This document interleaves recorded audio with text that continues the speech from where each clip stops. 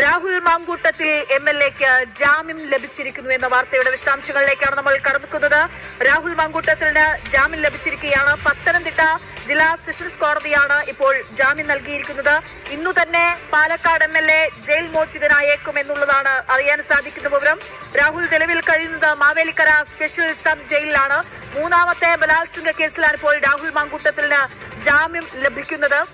വളരെ നാടകീയമായിട്ടായിരുന്നു അന്ന് Rahul മാങ്കൂട്ടത്തിന്റെ arrest police രേഖപ്പെടുത്തിയത്. 18 ദിവസമായി രാഹുൽ മാങ്കൂട്ടത്തിൽ ജയിലിൽ കഴിയുകയാണ്.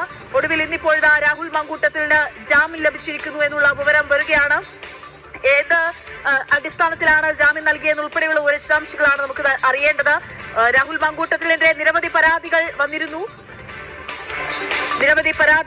അതിൽ മൂന്നാമത്തെ പരാതിയിൽ ആണ് ഡിസംബർ 11-ാം തീയതി രാഹുൽ മാങ്കൂട്ടത്തിനെ പോലീസ് അറസ്റ്റ് ചെയ്തത്. പാലക്കാട്ട് ഫ്ളാറ്റിൽ നിന്ന് ഹോട്ടലിൽ നിന്ന് രാഹുലിനെ അറസ്റ്റ് ചെയ്തതിന്